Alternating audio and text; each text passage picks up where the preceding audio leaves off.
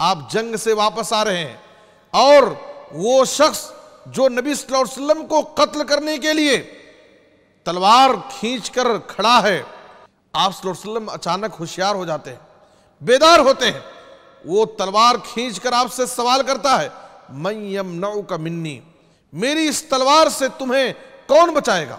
آپ صلی اللہ علیہ وسلم پوری ہمت سے جواب دیتے ہیں اللہ تعالیٰ میری حفاظت کرے گا۔ دوبارہ اس نے سوال کیا، پھر آپ نے وہی جواب دیا، لیکن اس کے بعد وہ شخص خاموش بیٹھ گیا۔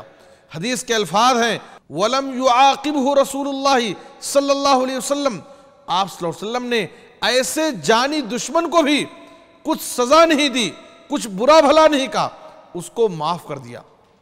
مرسی ٹی وی، پیغام رحمت۔